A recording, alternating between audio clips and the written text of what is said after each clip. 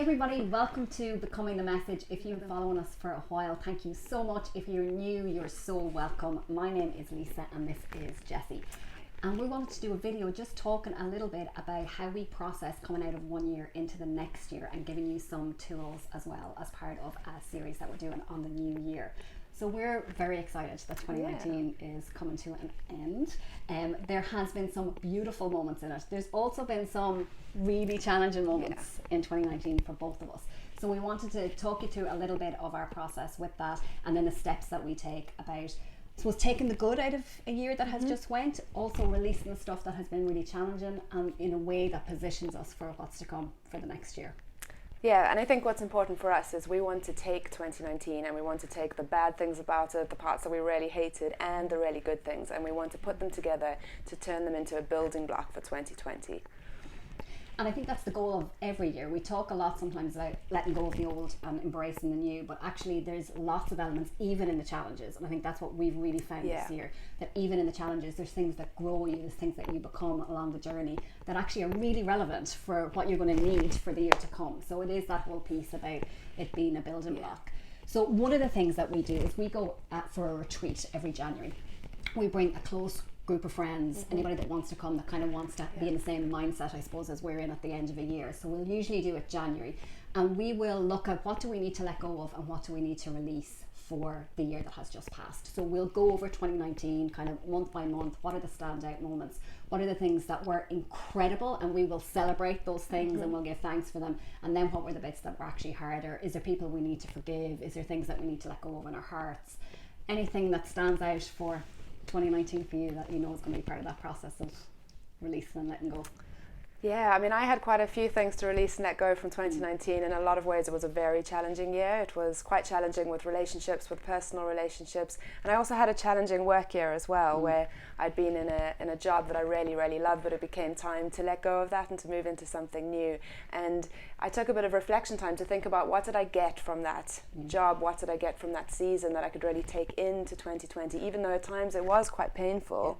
But often, instead of just throwing it away, it's really good to think, how did I learn to overcome? And I think what I really learned from that was how to value myself and how to embrace a new season really well by letting go of the old. And I finished my Masters in 2019. Congratulations. Deserve some kind of you do. certificate for. You definitely do. And that was a lot. And I think that has become, it's funny, that has moved from something that was probably challenging that I needed to release and let go to something that I'm actually now celebrating. Yeah. And that feels like an achievement, but it was really a challenge getting through that part. And as well with relationship stuff, and just one of those years that kind of felt like it chugged along a little bit, and then you were like, okay, this is going to be a good month, and then there was maybe a couple of hurdles. Something else. That month. Yeah. And you're like, okay, we're going to start again. But one of the things that we've both taken, I think, from this year is around hope levels. And actually, where's our level of hope going into 2020?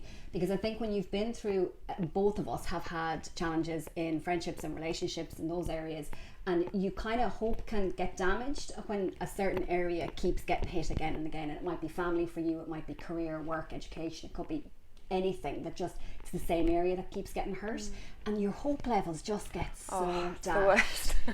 You're like, just put that part of my life on hold and I'm doing okay in the other parts. And you I'll lower continue. expectations. You really lower expectations. You start to.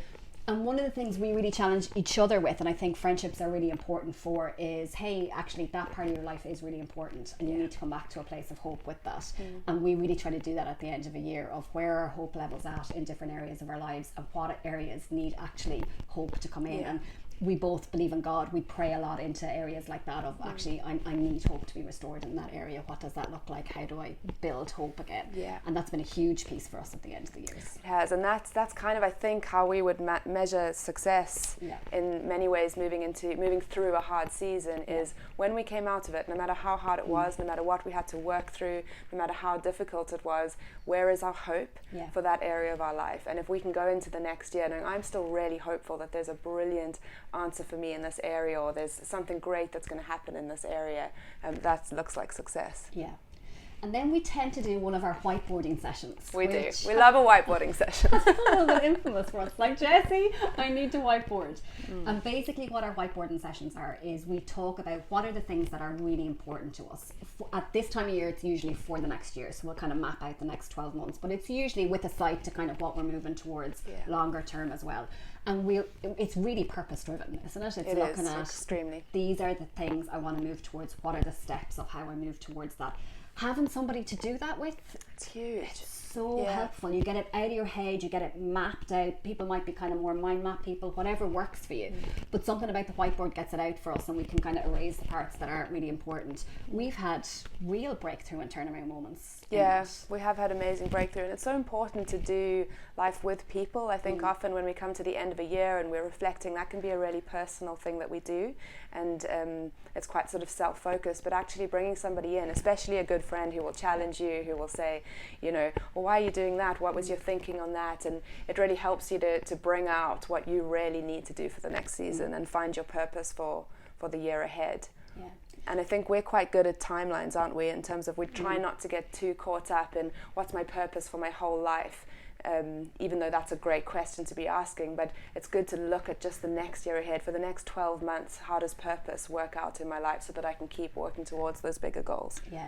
And I think when you either think kind of what the next step is, or you might think quite big, and somebody else can be really good at the bit that you're not great at. And I think in the last time we whiteboarded, I'd be quite visionary in terms of all the places I want to go and all the things I want to do. And so my whiteboard became like this travel board of I want to do all these things, which financially it's just not possible right now. With your leave, it wasn't possible. Like, I was in a full-time job. Like, when am I planning on going? So having somebody that was able to go, okay, like what's actually realistic? What's the next step? What's your next goal? Just made it way more grounded for me in a way that it's actually achievable then. It's like, oh, that's not something I'm dreaming about now. I could actually do some of those things. It kind of grounds it a lot when you do it in that way. Yeah, and I think there's something as well about once you've taken the time to actually articulate what it is that you want, I think it sets things in motion in a way that we can't even really understand. I think by the last time we did a whiteboarding session, I was wondering about my next career step. And I really wanted to work flexibly.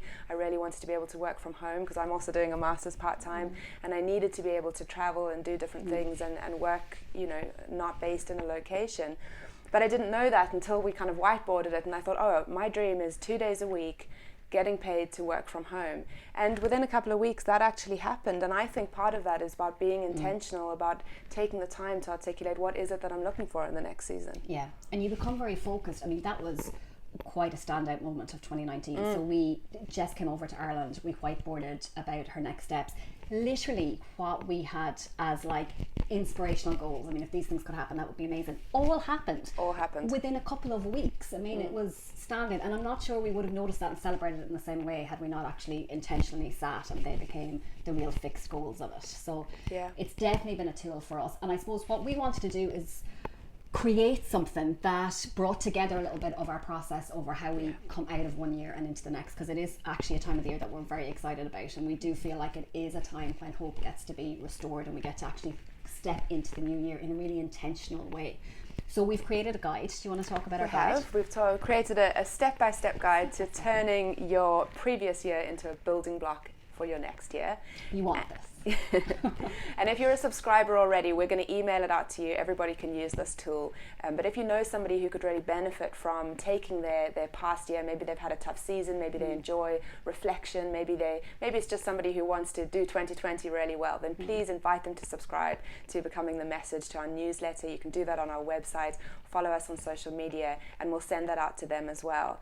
And what it really is it's just a tool for reflection. So we've asked a few questions that we ask each other. We've taken you through a few different areas of life. We focus a bit on relationships in one section. In one section we ask you to think about what is your purpose for 2020, and they're just questions to help you go on your journey of turning that 2019 into the building block for the next year. And 2019 may have been an amazing year. It may have. This is a way of actually catching that and being like, these are the moments that were incredible, and actually having somewhere that you bring all of that together. So we're really excited for this guide. If anybody subscribes, they also get a free guide, and if you're a subscriber, we'll send one to you. So yeah, we're excited to get that to you, and again we just want to say thank you so much on behalf of me and Jessie just for being part of the journey, and we're so excited for where we're going to go together in 2020. Yeah, and we would love to hear from you. So if you enjoyed the guide and if you have something interesting to share with us, please join the conversation. We would love that. Happy New Year! Happy New Year!